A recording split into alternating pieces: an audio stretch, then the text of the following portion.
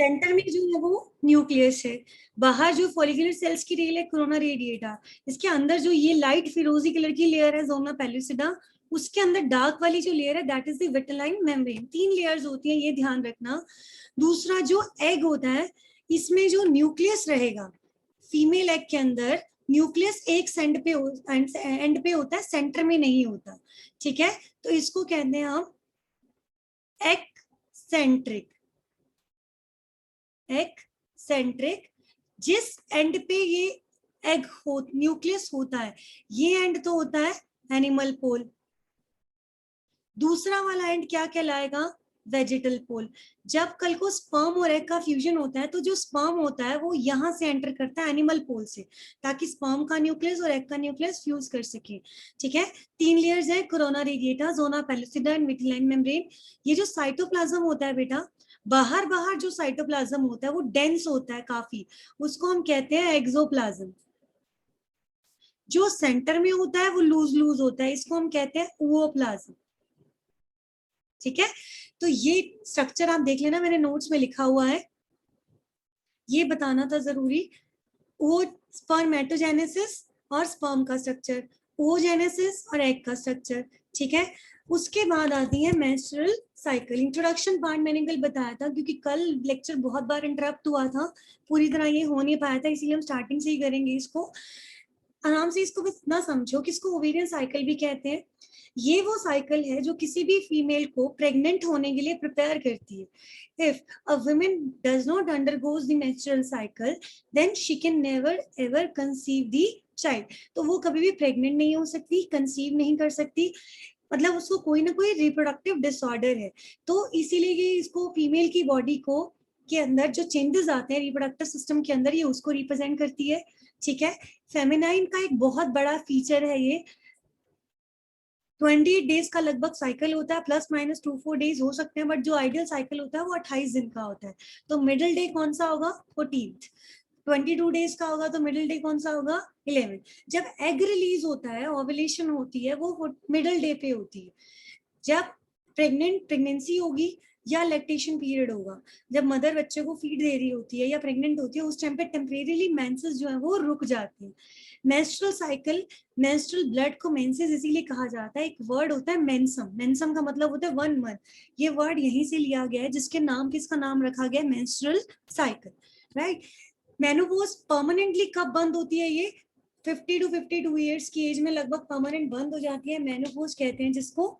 Sudden change नहीं होता, gradual process होता है। मेनोपॉज से कई महीनों, लगभग 1 साल पहले तक फीमेल की बॉडी में चेंजेस आने लग जाते हैं। ठीक है, बोन्स वीक हो जाती हैं। नॉर्मली फीमेल में एस्ट्रोजन का लेवल काफी हाई रहता है और टेस्टोस्टेरोन भी होता है, मेल हार्मोन भी होता है, बट वो कम होता है। बट जब मेनोपॉज होने लगता है तो एस्ट्रोजन लेवल डाउन जाएगा। अगर एस्ट्रोजन लेवल डाउन चला गया तो वो टेस्टोस्टेरोन अपना इफेक्ट शो करेगा जो पहले नहीं कर पा रहा था। तो अब मेल कैरेक्टर अपीयर होने लग जाते हैं इन सम फीमेल। इस पॉइंट को समझ रहे हो? नॉर्मली एक फीमेल में एस्ट्रोजन हाई रहता है, फीमेल हार्मोन है ये, और टेस्टोस्टेरोन मेल हार्मोन है तो ये लो रहता है, जिसकी वजह से ये अपना इफेक्ट शो नहीं कर पाता क्योंकि ये बहुत हाई होता है। जब मेनोपॉज आने लगती है तो ये लेवल कम हो जाता है। ये लेवल कम होगा तो इसको मौका मिल जाएगा अपना इफेक्ट दिखाने का, तो मेल लाइक कैरेक्टर्स आने लग जाएंगे, बोन्स वीक हो जाती है, मूड स्विंग्स होते हैं, हॉट फ्लैशेस आने लगते हैं, काफी चेंजेस आते हैं, तब जाके ये मेनोपॉज होगा। मेंस्ट्रुअल साइकिल को 4 फेजेस में हम पढ़ेंगे। Menstrual phase, follicular phase, ovulation phase and luteal phase. इसको प्लीज ध्यान देना, थ्योरी मैंने नहीं लिखी है अभी तक, मैं लिख दूंगी अगर चाहिए तो। इसको समझना है आपको डायग्राम का, this is very very important part of this chapter. ठीक है, कैसे समझोगे? बड़ा हौच पौच लग रहा है यहाँ पर, लेकिन एक बार इसको समझोगे तो तुम्हें खुद लगेगा कि ये डायग्राम समझना काफी इजी है। ये देखो, uterine wall, ovarian hormone, ovary. पहली बात तो ये समझ लो, जब मेंस्ट्रुएशन होती है तो सबसे ज्यादा चेंजेस आते हैं ओवरी में, यूट्रस में और हार्मोन में। इन 3 चीजों में बदलाव आता है। तो हमने 3 ये चीजें रिप्रेजेंट कर दी, हमने 3 लाइनें बना दी। ठीक है, हमने 3 रोज बना दी और उसके बाद हम इसके अलग अलग पार्टीशन कर देंगे। हमें हर हिस्से में बताना है कि किस टाइम पे क्या क्या चेंजेस आए। 28 दिन का साइकिल है। मेंसेस स्टार्ट होने वाला दिन पहला दिन होता है, आगे जब तक मेंसेस आएंगे तब तक आखिरी दिन होता है, 1 to 28 डेज का साइकिल हम मान के चल रहे हैं, ठीक है।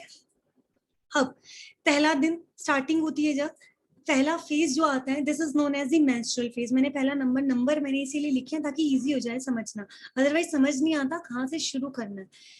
सबसे पहला क्या होता है, जब एक फीमेल में मेंस्ट्रुअल साइकिल स्टार्ट होती है, पहले 3-4 दिन 5 दिन खूब ब्लीडिंग होगी, ठीक है। उसमें क्या होता है, प्रोजेस्ट्रॉन का लेवल लो रहता है, ओवेरियन हार्मोन। इस खाने में मैंने ये रेड ऑरेंज कलर से दिखाया है, लो प्रोजेस्ट्रॉन, मतलब फीमेल में प्रोजेस्ट्रॉन का लेवल डाउन चला जाता है। ओवरी में कोई मेजर चेंज नहीं आ रहा, खाली छोड़ दिया। यूटेरस की जो वॉल होती है, एंडोमेट्रियम शेड ऑफ करती है, ये देख रहे हो शेड ऑफ होती दिखाई है, तो ब्लड के थ्रू ये बाहर आ जाती है। 4-5 दिन ये प्रोसेस चलता जाएगा, ठीक है।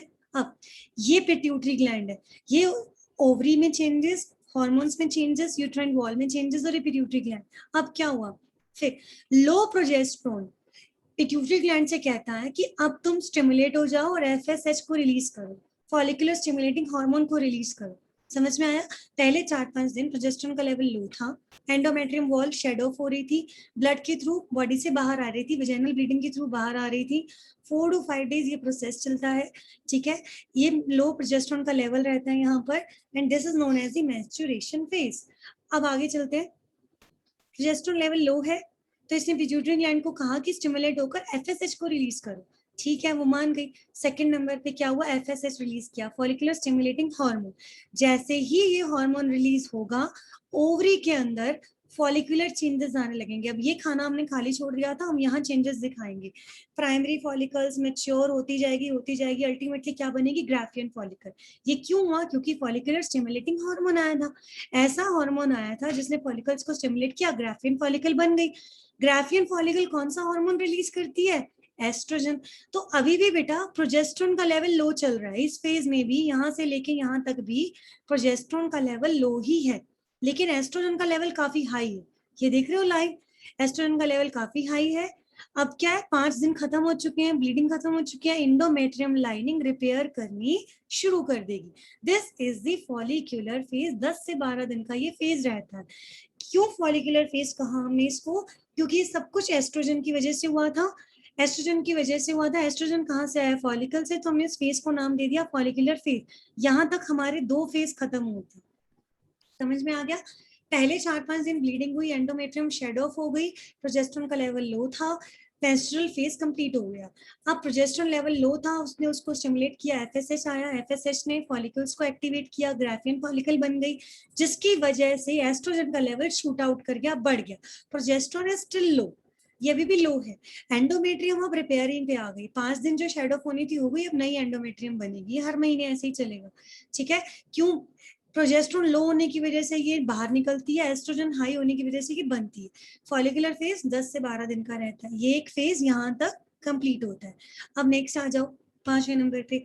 अब ठीक है, अब क्या हुआ, हाई एस्ट्रोजन पिट्यूटरी ग्लैंड को कहता है कि अब तुम स्टिमुलेट होकर एफएसएच को डिक्रीज कर दो, लेकिन एलएच को इंक्रीज करो, क्योंकि अब एफएसएच की जरूरत नहीं है। फॉलिकल्स जितनी मेच्योर होनी थी हो चुकी है, फीमेल की बॉडी में हर महीने लगभग एक मेच्योर एग रिलीज होना चाहिए, क्योंकि हमारा यूट्रस इस तरीके से बना होता है कि अगर कंसीव हो तो एक फीटस ही वहां ठीक से सर्वाइव कर सकता है, एक एम्ब्रियो। तो अब ये कह रहा है कि एफएसएच का सिक्रेशन बंद करो, बस बहुत हो गया, अब एलएच का लेवल बढ़ाओ। एलएच बढ़ गया, एलएच बढ़ने की वजह से, ल्यूटिनाइजिंग हार्मोन की बढ़ने की वजह से ओव्यूलेशन होती है। ओव्यूलेशन एक दिन का ही होता है सिर्फ। ग्राफियन फॉलिकल रप्चर होती है, एग रिलीज करती है, 10 से 12 दिन ये चल रहा था, लगभग 13वें-14वें दिन जो एग है वो रिलीज हो जाएगा, ठीक है। एलएच का लेवल काफी बढ़ जाता है, जिसको हम कहते हैं LH surge, luteinizing hormone surge, ठीक है। एलएच का लेवल हाई है। अब क्या हुआ बेटा, प्रोजेस्टेरोन का लेवल भी बढ़ गया।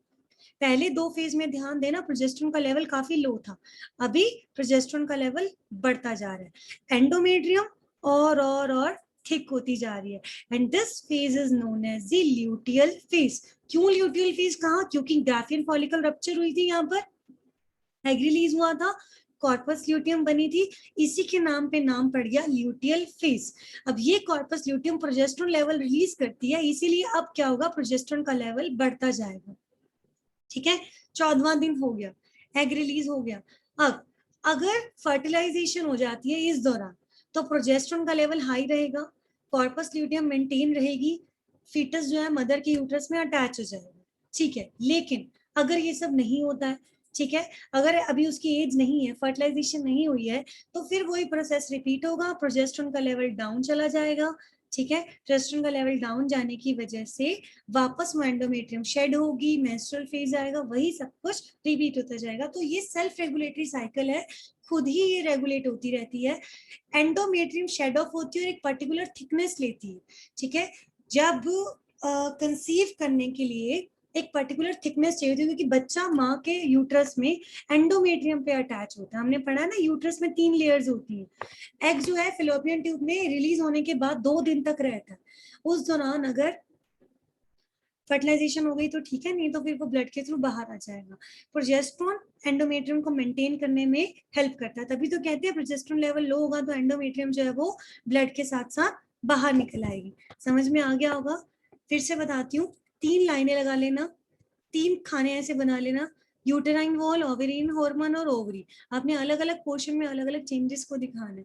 पहले ओवरी में कोई चेंज नहीं आ रहा, ओवेरियन हार्मोन में प्रोजेस्टेरोन का लेवल डाउन चला गया है, यूट्रस में मेजर चेंज आ रहा है, एंडोमेट्रियम बाहर निकल रही है, ब्लड के थ्रू 4 to 5 डेज चल रहा है, मेंस्ट्रुएशन फेज है, ये ब्लीडिंग के साथ ये बाहर आता है। प्रोजेस्टेरोन लेवल लो था, उसने पिट्यूटरी ग्लैंड को कहा कि एफएसएच रिलीज करो, ठीक है, सेकंड नंबर पे एफएसएच रिलीज हो गया, फॉलिकल्स मैच्योर हो गई, ठीक है। एस्ट्रोजन का लेवल बढ़ गया, लेकिन प्रोजेस्टेरोन अभी भी डाउन है, क्योंकि एस्ट्रोजन ग्राफिन फॉलिकल रिलीज कर रही थी। अब एंडोमेट्रियम रिपेयरिंग करनी स्टार्ट कर गई, जो पहले शेड ऑफ हो गई थी अब वो थिक हो रही है, रिपेयर हो रही है 10 से 12 दिन। अब एस्ट्रोजन कहता है बस बहुत हो गया, लेवल हाई हो गया, अब एफएसएच को डिक्रीज करो, एलएच को रिलीज करो, एलएच रिलीज हो गया, ओवुलेशन हुई, एग रिलीज हो गया। एग ने ल्यूटिनाइजिंग हार्मोन, इक्वेशन बहुत बार पूछा जा चुका है, ग्राफियन फॉलिकल कौन सा हार्मोन रिलीज करती है? एस्ट्रोजन। एग कौन, एग, ये जो एवुलेशन होती है, एग रिलीज होता है, किसकी वजह से होता है? ल्यूटिनाइजिंग हार्मोन की वजह से। What do you mean by LH surge? और ये कौन से दिन आता है?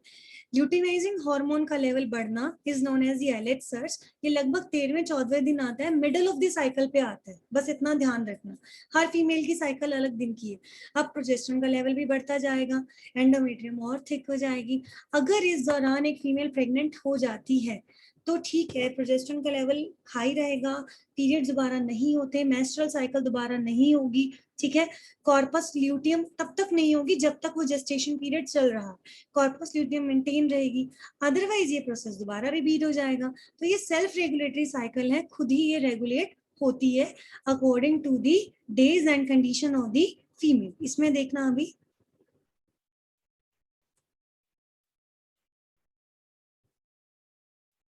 and physiological changes during the reproductive phase.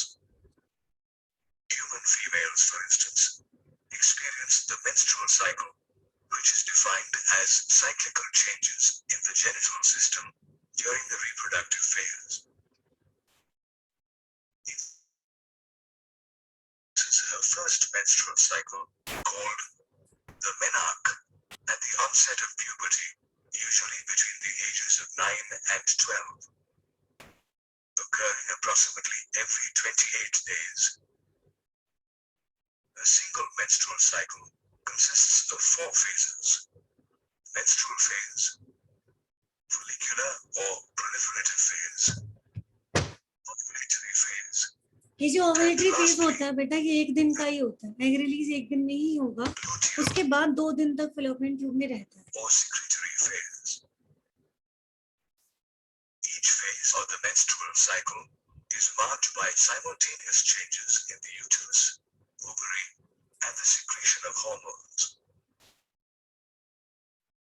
For instance, during the menstrual phase, the endometrial lining of the uterus and its blood vessels break down and mix with blood, mucus, and other cell debris to form menses. The menses are discharged to the vagina as menstruation or menstrual flow, which lasts for 3 to 5 days from the beginning of the menstrual cycle. Interestingly, the absence of menstruation indicates pregnancy or ovarian disorders such as polycystic ovarian disorder or even factors such as stress and ill health. The menstrual phase is followed by the follicular phase, which occurs between days 6 and 14 of the menstrual cycle. During this phase, the primary follicle in the ovary matures into a Graafian follicle.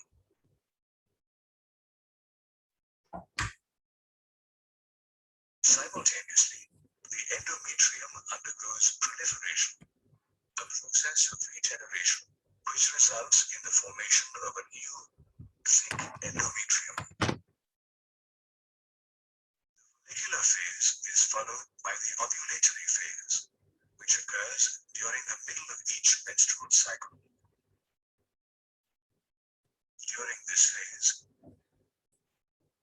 the Graafian follicle ruptures to release an ovum or egg cell into the pelvic cavity in a process called ovulation. The ovulatory phase is succeeded by the luteal or secretory phase, the last phase of the menstrual cycle, which occurs between days 16 and 28 of the menstrual cycle. This phase sees the transformation of the remaining Graafian follicle into a yellow mass called corpus luteum.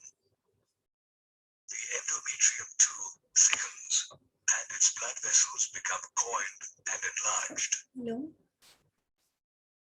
Interestingly, the endometrium and corpus luteum play a vital role during the early stages of conception. For instance, a fertilized egg gets embedded in the endometrium and derives nourishment from it. The corpus luteum, on the other hand, starts secreting progesterone that helps maintain the endometrium and encourages the growth of the developing embryo. Conversely, in the absence of fertilization, the corpus luteum degenerates and triggers the breakdown of the endometrium. This marks the start of menstruation and the beginning of a new menstrual cycle. That the phases of the menstrual cycle are controlled by the interplay of different hormones secreted by the ovary and the pituitary gland. ये मैं एक बार ये आपको video share कर दूंगी, ठीक है? इसमें से आप दोबारा से पढ़ लेना। जो आपको मेन पढ़ना होता है, डायग्रामेटिक रिप्रेजेंटेशन करनी है, आपको डेज का ध्यान रहना है। आप वही मैंने जैसे आपको समझाया है वो लाइंस लगाकर कि यूट्राइन वॉल में क्या चेंजेस आ रहे हैं, ठीक है? यूट्राइन वॉल में क्या चेंजेस आ रहे हैं, ओवेरियन हार्मोन में क्या चेंजेस आ रहे हैं, पिट्यूटरी ग्लैंड में क्या चेंजेस आ रहे हैं, कौन से हार्मोन रिलीज कर रही है। ये हौच-पौच लग रहा है, टफ लग रहा है, बट ये है नहीं। इसको अगर तरीके से पढ़ोगे तो 1 2 पहले प्रोजेस्टेरोन का लेवल डाउन था, ब्लीडिंग हुई, मेंस्ट्रुएशन फेज था, एफएसएच आया, एफएसएच ने ग्राफियन फॉलिकल मैच्योर करी, जिसकी वजह से एस्ट्रोजन लेवल तो हाई कर गया, बट स्टिल प्रोजेस्टेरोन लेवल अभी भी डाउन है, ठीक है? तो आपको ये चीजें लर्न करनी है कि कौन से फेज में एस्ट्रोजन का लेवल हाई रहता है, एलएच सर्ज कब आती है, एलएच हार्मोन कहाँ से आता है, ओवुलेशन फेज कितने दिन का है, what do you mean bye ovulation phase, egg का रिलीज होना, प्रोजेस्टेरोन हार्मोन कहाँ से रिलीज होता है, कॉर्पस ल्यूटियम से। आप देखो पहले प्रोजेस्टेरोन का लेवल लो था, जैसे ही कॉर्पस ल्यूटियम बनी, जैसे ही वो रप्चर हुआ, प्रोजेस्टेरोन का लेवल बढ़ गया, ठीक है? तो आपको इस तरीके से पढ़ना है। एंडोमेट्रियम शेड होने के बाद वो वापस रीजनरेट करनी शुरू करती है, तो इस तरीके से इसको पढ़ लेना। ये वो साइकिल है जो किसी भी फीमेल को फर्टिलाइजेशन के लिए एंड प्रेगनेंसी के लिए प्रिपेयर करती है, राइट? तो एक वीडियो में शेयर कर दूंगी, वहां से आप खुद देख लेना। मैं एक बार नेक्स्ट टॉपिक आपको थोड़ा सा बता देती हूँ।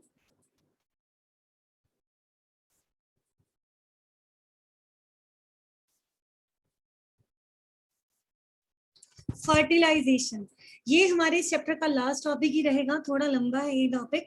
फर्टिलाइजेशन को हम 7 स्टेप्स में पढ़ेंगे पहली बार, ठीक है? स्टेप वाइज पढ़ेंगे तो बहुत इजी रहेगा। फर्टिलाइजेशन क्या होता है, साधारण लैंग्वेज में हम कहते हैं fusion of male and female gamete is known as the fertilisation, but it is not that much simple. जितना हम बोल रहे हैं उतना ही सिंपल नहीं है, इसका ये बहुत कॉम्प्लेक्स इवेंट्स है, टाइम लगता है इसके अंदर, ठीक है? और हर बार फर्टिलाइजेशन हो जाएगी ये भी कोई जरूरी नहीं है। There are so many issues, so many disorders which create hindrance in the process of the fertilization. हम इसको 7 steps में पढ़ते हैं. कल और परसों में क्लास नहीं लूंगी आपकी, संडे क्लास ले लूंगी और फिर उसके बाद हम इसको कंटिन्यू करेंगे. नोट्स में आपको आज दूंगी. ये 2 दिन में क्लास नहीं ले रही, आप अपने नोट्स प्रिपेयर करना और इसको एक बार खुद पढ़ के रखना. फर्टिलाइजेशन को हम 7 स्टेप्स में पढ़ेंगे. पहला स्टेप होता है approach of the sperm. Female की बॉडी में स्पर्म का एंटर करना. This is known as the approach of the sperm. क्या होगा इसमें कि सिंगल इजैकुलेशन, जब इंसेमिनेशन होती है, जब एक बार मेल का इजैकुलेशन होगा, उसमें लगभग 3 से 3.5 मिलीलीटर सीमेन होता है, मतलब 3-3.5 ml सीमेन होता है. लेकिन उस सीमेन के अंदर 200 से 300 मिलियन स्पर्म्स होते हैं. इतने ज्यादा नंबर ऑफ स्पर्म्स की क्या जरूरत है, वो आगे आएगा अभी. ठीक है. अब कौन कौन सी चीजें ऐसी हैं जो स्पर्म को मदद करती हैं यूट्रस तक जाने के लिए. ठीक है, क्योंकि स्पर्म को वजाइना के थ्रू कहाँ जाना है, फेलोपियन ट्यूब तक जाना है. एग ओवरी से फेलोपियन ट्यूब में आएगा, स्पर्म वजाइना से फेलोपियन ट्यूब में जाएंगे. जो एक्चुअली फर्टिलाइजेशन है वो एम्पुला में होती है, फेलोपियन ट्यूब के अंदर. तो इसको ट्रेवल करना पड़ता है. क्या क्या चीजें मदद करती है, इसकी टेल की जो लैशिंग मूवमेंट होती है वो मदद करती है. फीमेल की बॉडी में प्रोस्टाग्लैंडिन्स जो होते हैं वो सीमेन के अंदर प्रोस्टाग्लैंडिन थे. हमने पढ़ा था ना, ग्लैंड्स के सिक्रेशन से प्रोस्टाग्लैंडिन भी होते हैं. ये फीमेल की बॉडी में कॉन्ट्रैक्शंस करते हैं रिप्रोडक्टिव ट्रैक के अंदर. कॉन्ट्रैक्शन होने की वजह से जो स्पर्म है वो ऊपर की तरफ जाता है, फेलोपियन ट्यूब्स की तरफ जाता है. ठीक है. यूट्रस के अंदर भी एस्पिरेटरी मूवमेंट्स होती है, सक्शन टाइप मूवमेंट्स होती है. मतलब कुछ ऐसी चीजें होती हैं फीमेल की बॉडी के अंदर जो स्पर्म को मदद करती हैं फेलोपियन ट्यूब में जाने के लिए. क्या क्या बैरियर्स आते हैं, क्या क्या चीजें रोकती हैं. यूट्रस की एंडोमेट्रियम काफी थिक होती है. अभी हमने पढ़ा कि एंडोमेट्रियम शेड ऑफ होने के बाद दोबारा थिक होती जाती है. तो ये देख लो, मान लो ये यूट्रस है, ये वेवी लाइंस जो है इसके एंडोमेट्रियम में, तो स्पर्म को इस रास्ते से होकर गुजरना पड़ता है. तो ये एक बैरियर है. फीमेल के रिप्रोडक्टिव ट्रैक में एसिडिक पीएच होता है जो स्पर्म्स को किल कर सकता है. फैगोसाइट्स होती हैं जो स्पर्म को किल कर सकते हैं. तो कुल मिला के 200-300 मिलियन स्पर्म में से सिर्फ लगभग 100-150 स्पर्म होते हैं जो फेलोपियन ट्यूब तक पहुंच पाते हैं.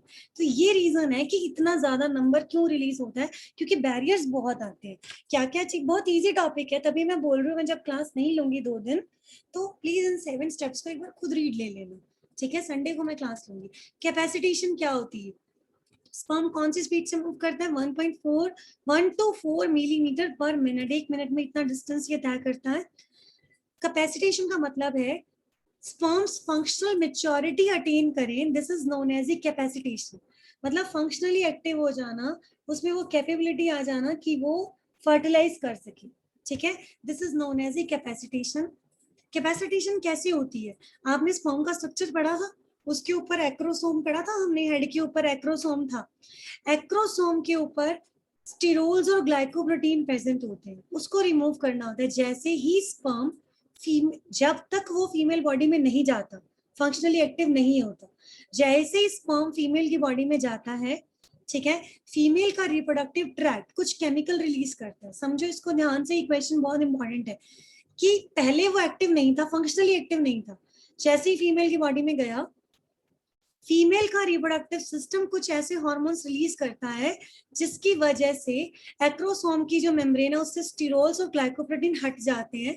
तो वो अब पेनिट्रेट करने के लिए कैपेबल हो जाता है. मेम्ब्रेन हटती है तो उसमें कैल्शियम आयन अंदर चले जाएंगे. ठीक है, कैल्शियम आयन अंदर चले गए. ठीक है, अब उसके स्पर्म लाइसिन्स रिलीज होते हैं. स्पर्म लाइसिन्स उसको एग को फर्टिलाइज करने में मदद करते हैं. तो इस तरह से फंक्शनल मैच्योरिटी वो अचीव करता है. What do you mean by capacitation, attainment of the functional maturity by the sperm is known as the capacitation. ये कहाँ होती है, फीमेल के अंदर की जाएगी. उसके रिप्रोडक्टिव ट्रैक्ट में कुछ केमिकल है वो रिलीज हुए जिसने स्पर्म की मेम्ब्रेन से ये हटा दिए स्टिरोल्स और ग्लाइकोप्रोटीन. कैल्शियम आयन अंदर चले गए. मेम्ब्रेन जब वीक हो जाएगी तो ये स्पर्म लाइसिन रिलीज करेगी. स्पर्म लाइसिन कहाँ से आएंगे, स्पर्म में से. वो केमिकल कहाँ से आएंगे जो स्टिरोल्स और ग्लाइकोप्रोटीन हटाएंगे, फीमेल के रिप्रोडक्टिव ट्रैक्ट से. तो ये कैपेसिटेशन में ये होता है. दूसरा step, fertilizin anti fertilization reaction. Egg का स्पर्म को पहचानना. ठीक है, इनका आपस में आइडेंटिफिकेशन होना, रिकॉग्निशन होना. Fertilizin anti fertilising reaction. Fertilising egg release करते हैं, एंटी फर्टिलाइजिंग स्पर्म रिलीज करते हैं. क्वेश्चन बहुत बार पूछा जा चुका है कि एंटी फर्टिलाइजिंग किसको किसको रिप्रेजेंट करता है, स्पर्म को फर्टिलाइजिंग किसको रिप्रेजेंट करता है? एग को। तो पहला क्या था? स्पर्म का अप्रोच करना इतना इजी नहीं है, बहुत उसके हेल्पर्स भी हैं और बहुत सारे उसके बैरियर्स भी हैं। कैपेसिटेशन उसकी फंक्शनल मैच्योरिटी है, फिर एग और स्पर्म एक दूसरे को आइडेंटिफाई करते हैं, फिर स्पर्म लाइसिन्स रिलीज होते हैं। ये लाइसिन, स्पर्म लाइसिन वो केमिकल्स हैं एग की मेम्ब्रेन को तोड़ेंगे। 3 मेम्ब्रेन थी, विटिलाइन, जोना पैलिसोडा, कोरोना रेडिएटा। स्पर्म के न्यूक्लियस को एग के न्यूक्लियस से मिलना, तो उसके लिए पहले स्पर्म की मेम्ब्रेन तो टूट चुकी है, मतलब वीक हो चुकी है। अभी एग की मेम्ब्रेन कौन तोड़ेगा? Sperm lysines. फिर चौथे नंबर पे आएगा रिसेप्शन कौन बनता है, फर्टिलाइजेशन कौन बनता है। ये क्वेश्चन बहुत इंपॉर्टेंट है कि ये कौन बनाता है? विटिलाइन मेम्ब्रेन बनाती है। ठीक है। पांचवा स्टेप होता है मियोसिस 2। अब ध्यान करो, ओजेनेसिस, ये 2 दिन का तुम्हारा होमवर्क है कि इसमें जो जो टर्म्स हैं वो तुम्हें याद हो जानी चाहिए। समझाऊंगी मैं दोबारा से। पहले क्या था, अपन ने जब वो जेनेसिस पढ़ी थी तो मियोसिस 1 में वो अरेस्ट हो चुका था, ध्यान है ना? मियोसिस 1 में वो अरेस्ट हो चुका था। आगे मियोसिस 2 कब होती है? मैंने वहां साफ साफ लिखा था कि जब स्पर्म फीमेल की बॉडी में आएगा तब अगली स्टेज मियोसिस 2 होगी, अदरवाइज तब तक मियोसिस 2 नहीं होती। वो सेकेंड पॉलर बॉडी एग तब तक नहीं बनता जब तक स्पर्म